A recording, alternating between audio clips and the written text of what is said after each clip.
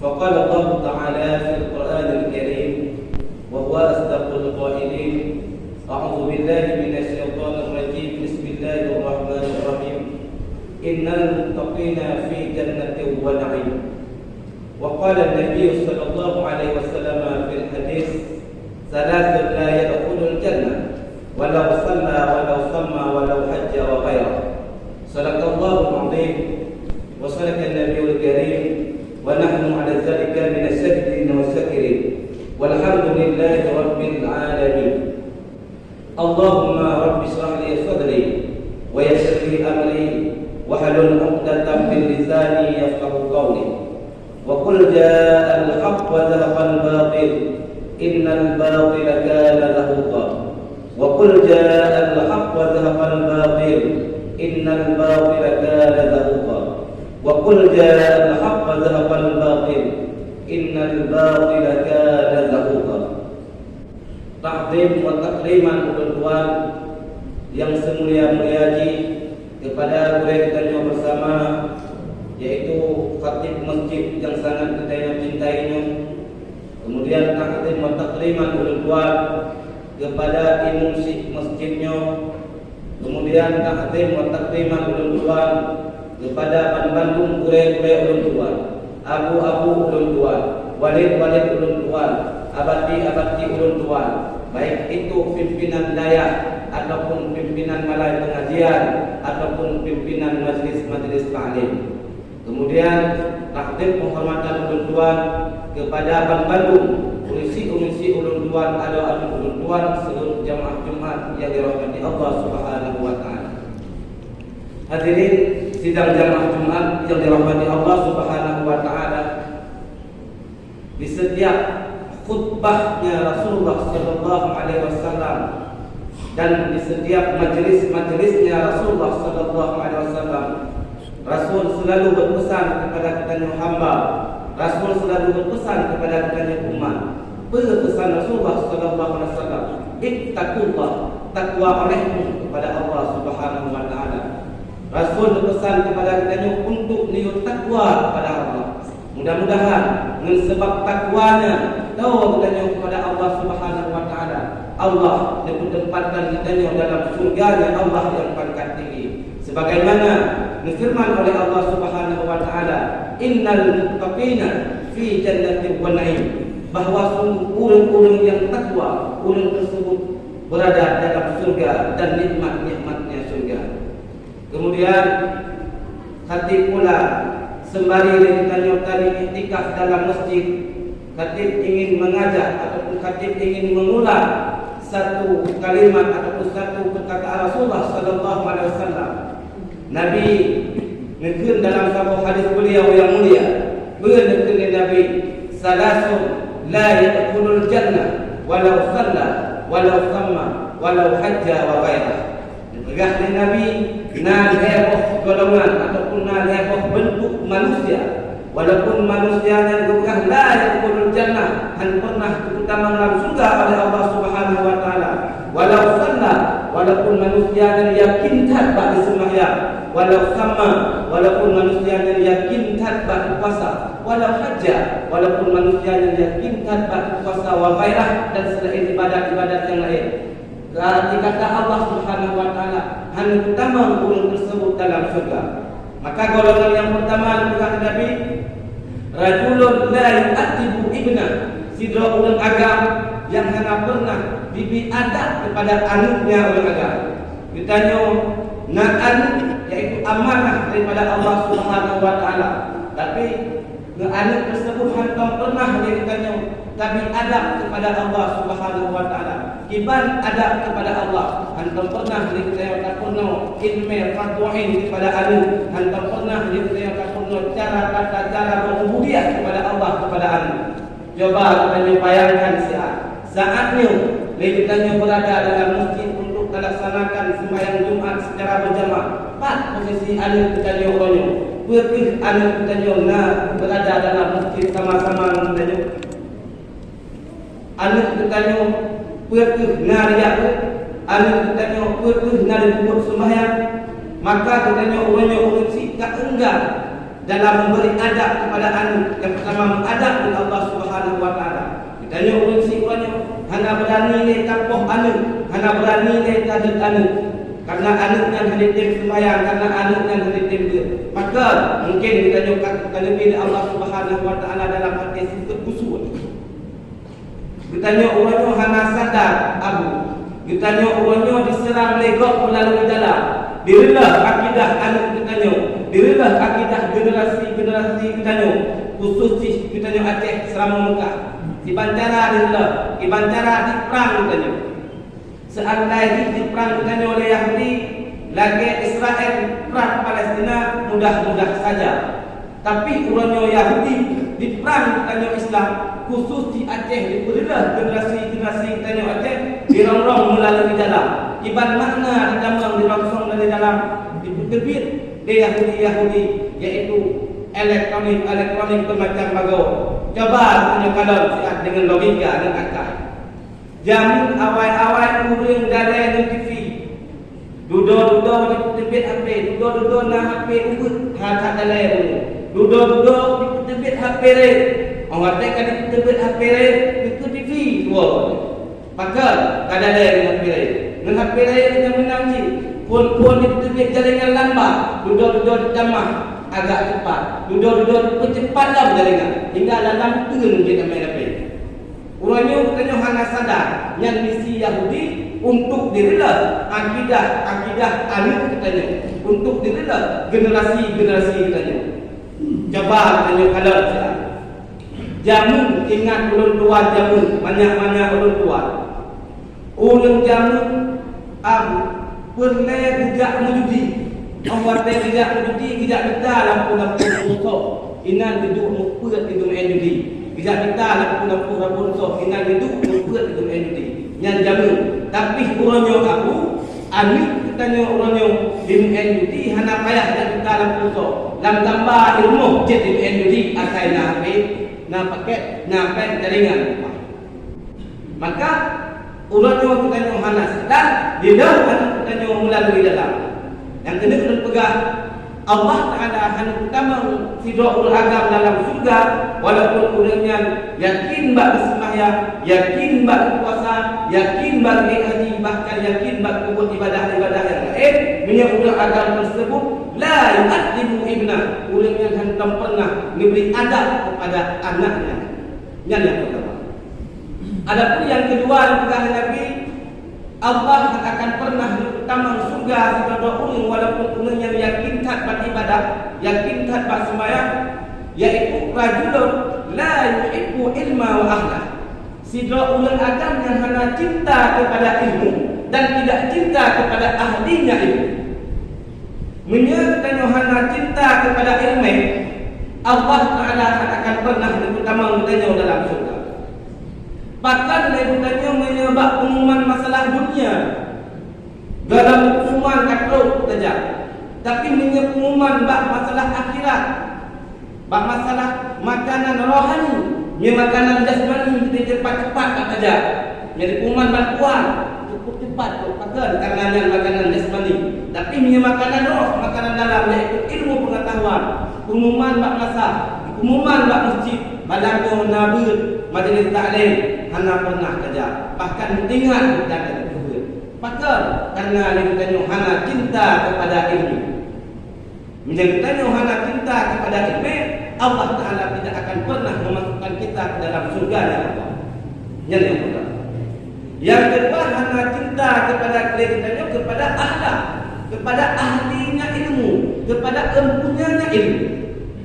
Hana gala, hana cinta kepada orang-orang yang mengilmai, hana cinta kepada ulama-ulama, hana cinta, hana sayang kepada gure-gure, kepada tunggu-tunggu, bahkan dia tahujat gure, tahujat ulama. Maka bagi abang doktor, mungkin Allah Ta'ala akan diberi hati kita. Tapi resiko ni dia, di saat kita hana cinta kepada ahlinya ilmu, Allah Ta'ala akan pernah dipertama kita dalam surga. Hana cinta, hana galak kepada gure-gure, hana galak kepada tunggu-tunggu, hana galak kepada ulama-ulama. Bahkan dalam hadis yang lain Nabi dipegang. Benar Nabi sayati zamanun ala ummati yafirru minal ulama wal fuqaha falyabtalihumullahu salasin baliyatain. Sehingga akan tahu di akhir umat berpegang Nabi sebuah masa yang mana bahasanya yafirru dimuplung-plung, dimufarak-farak oleh umat yang daripada ulama dan fuqaha, maka bahasanya itu dipegang Nabi Allah Ta'ala akan betul kepada umat tersebut heboh pada. Dan sehingga badanya katanya, karena ukir katanya ataupun golong. Pegang Nabi, disah katanya kata benci uhdah para ahli ulama, Allah dikirim kepada katanya heboh pada. Bila pada yang pertama dipegang Rasul, ya Rasul barakah min kasbihim. Allah Ta'ala mencabut keberkahan rezeki pada mereka itu. Dan kalau berkat rezeki kita nyom tahu urangnya tak pula pada hati tamukat halagu kepuya kepuya tak pula pada dah tutur baga tapi hati urang jam dah tutur tiga pula pada tapi se maka berkah rezeki na bawanya bahkan berkah rezeki hanya timbul rasa benci kepada ahlinya ilmu. Urangnya rezeki tan berkat ataupun kerana tungkulung le rezeki tapi kadang rezeki kita mencit dalam rezeki hana berkat tiba dengan rezeki yang akan dititipkan oleh Allah Subhanahu wa taala hantam tak pergunakan bak jalan-jalan yang diuji oleh Allah Subhanahu wa taala. Dalam arti kata rezeki na diuji oleh Allah taala na sifat bakhil bakanya na sifat pelit bakanya. Maka sama dengan hana berkat rezekinya. Hantam pernah ada ikannya tasantun ada yatim ngerezekinya hantam pernah dapat duit ngerezekinya hantam pernah dapat disumbangkan ke masjid disumbangkan kepada pengajian sama dengan rezekinya hanya berkasih. Padahal secara logika dipegang oleh Imam Al-Ghazali, seseorang yang paling bodoh si bodoh ini yang berangkat bangai dipegang oleh Imam Al-Ghazali, orang yang kaya tapi kering. Orang kaya ini dipegang oleh Imam Al-Ghazali, orang yang paling bodoh di dalam dunia. Kiban makna paling bangai itu menau. Orang kaya gemita rezeki ditebit benga gua mengre gemita rezeki. Bahkan hampa pernah duduk kat kedai dia takut payah bayar dia gok. Nyame surah turun gua dan jangkut pada dia gok kepompang yang dua pompang bang. Maka ada dia kedai dah bayar gok pasti gua mesti kedeklan dia bakal rezeki kalau. Yang itu tempuk harta orang ni. Lihat tempuk ketepit bengah dua ketepit bak jalan Allah hana dipergunakan hana tek meninggal tersebut. Orang meninggal dicok harta orang kaya ni ahli waris. Udah ahli waris ya ahli dengan hartanya. Dia umrah dengan hartanya. Dimusyrikah dengan hartanya. Dipegat masjid dengan hartanya. Tamam ahli waris dalam surga dengan harta yang tinggal di orang kaya. Bangai itu jawaban ni bangai orang kaya tersebut. Kak orang kaya yang kaya yang pelit itu orang yang paling bodoh kata Imam Al-Ghazali. Yang pertama. Yang pertama bukan Nabi di saat bukannya benci kepada alim ulama, Allah betul dia kepada bala yang pertama menjabut keberkahan rezeki yang labangnya. Adapun bala yang kedua berkata Nabi, wa yusallitullahu alaihim sultanan zaliman berkata. Diutus ataupun dipetrol oleh Allah Subhanahu wa taala kepada mereka itu sultan-sultan yang zalim, pemimpin-pemimpin yang zalim. Ibarat makna itu pemimpin yang zalim, pemimpin-pemimpin yang hanya dihukum sesuai dengan Al-Quran dan hadis, tapi pemimpin-pemimpin yang dihukum sesuai dengan ideologinya masing-masing, dengan pemikirannya masing-masing. Hanya didik menghukum sesuai dengan Al-Quran, hanya didik menghukum sesuai dengan hadis, bahkan hanya didik alasan melanggar hak. Kalau tak tepat, orang berarti rakyat hak dengan firman-Nya Allah Subhanahu wa taala. Allah Taala dalam Al-Quran juga apabila menumpuk ulung dina tersebut dia raja, tapi katanya orang hanya didik pembuat benar.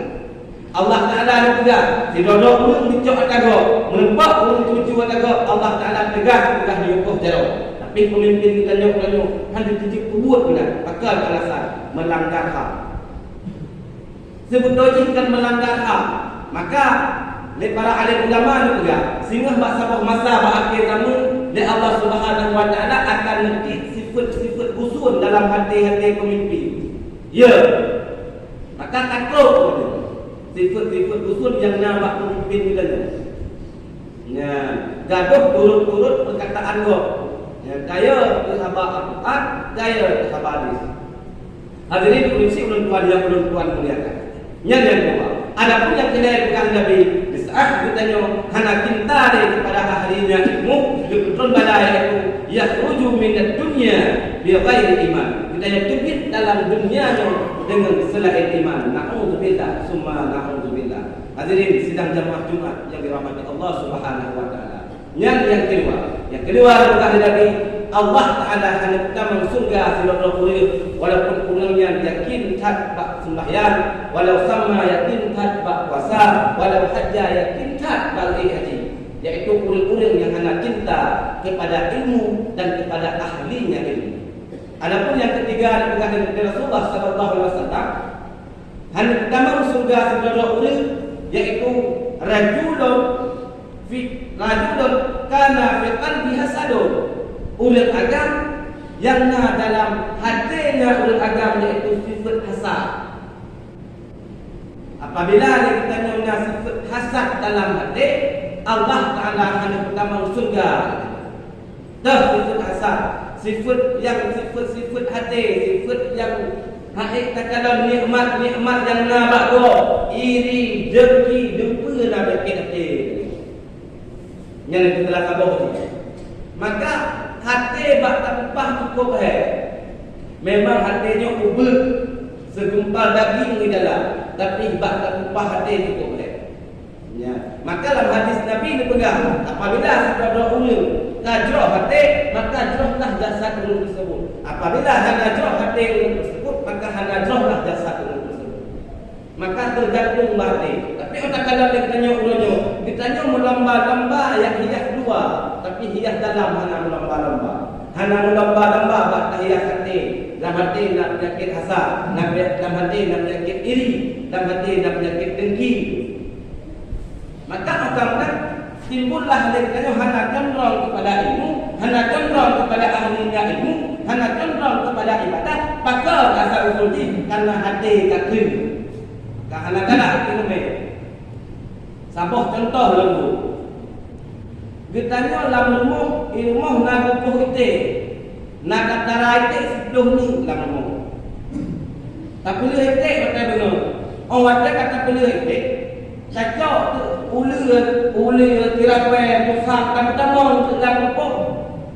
Kait tamang awaknya tu, support tamang tu itu dalam. Ikamang han itik dalam jawapan ini hai tamang.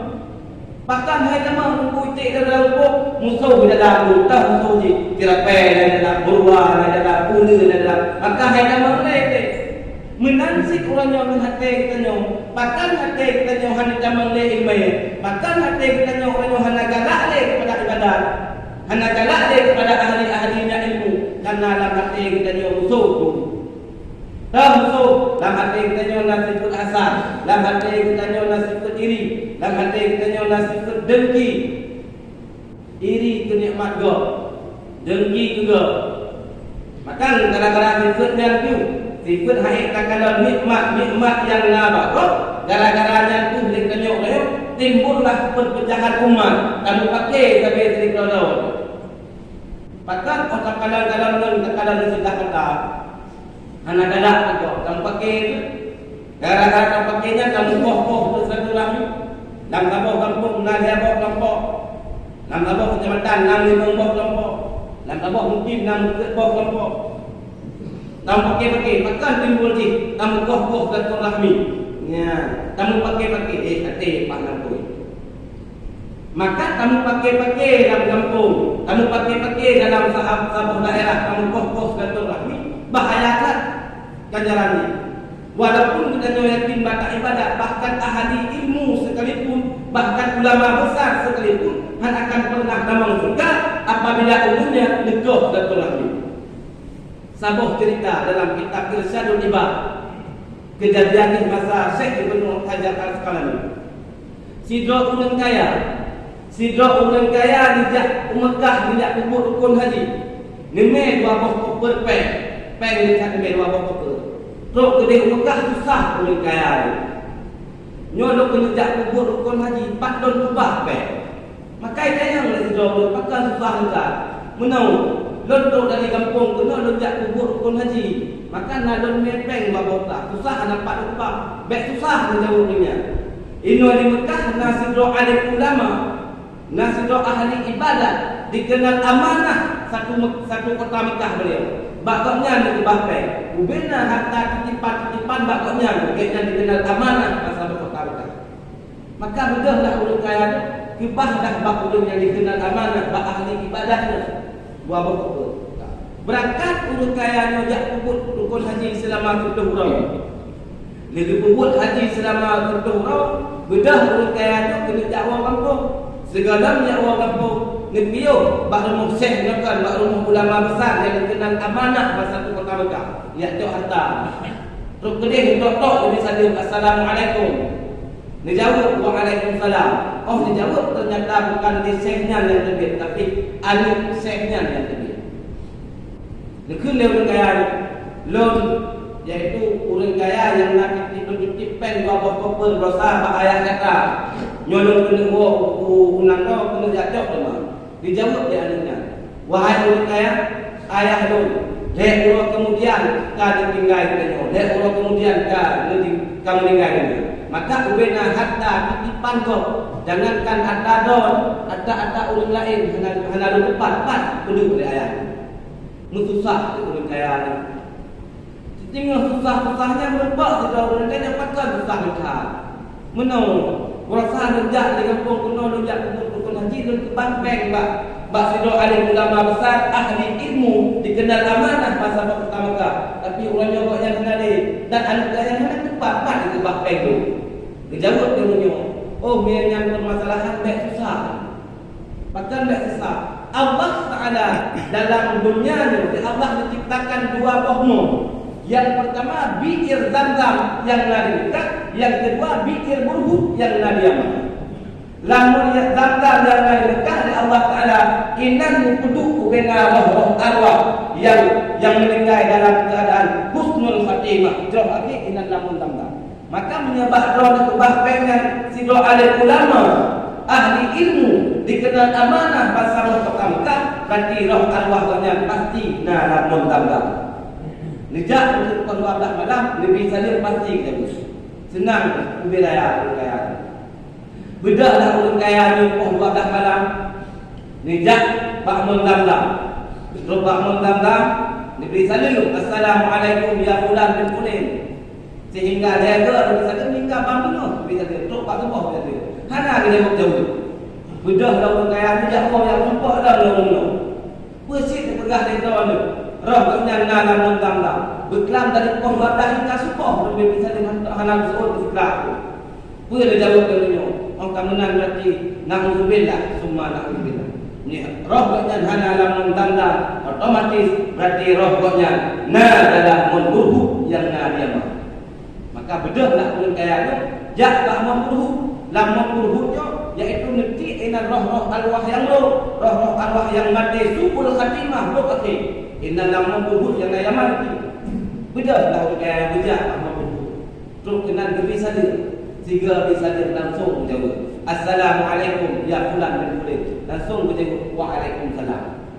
Maka dia orang kaya dia tanya, wahai syekh, lunyo si dosa dagar yang 10 bulan yang kau ikut dan kebah peng bak do le buah apa lun ulunyo kena balik nang do le dak cok peng lun kemah. Bat kebah peng.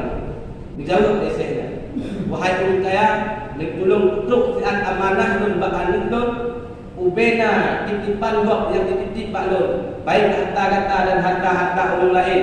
Dipegang bak anu lun, ni wajah 5 meter ikut, ni ukuh 5 meter uyuk. Inan Bandung dulu harta-harta titipan gok. Maka dia orang kaya itu segala ditebit dalam perkarangan menurut ingat orang kaya. Beliaunya sidro ahli ibadah, beliaunya ahli ilmu, beliaunya dikenal amanah masa pertama. Kok bisa roh arwah yang duduk oleh Allah Ta'ala dalam menurut segala ditebit bertanya, wahai syekh, Dronyokan alim ulama, dronyokan ahli ilmu, dronyokan ahli ibadah, dronyo dikenal amanat bahasa Mekah. Kok bisa Allah Ta'ala berpedu roh dalam mulut? Dijauh dari syekh. Hai orang kaya, lun namanya memang lun ahli ibadah, memang lun ahli ilmu, memang lun dikenal amanah masa kota Mekah. Tapi nasabah dosa yang kalau sempat bertaubat kepada Allah, mendosa tersebut Allah Ta'ala hingga detik roh lun dalam mulut.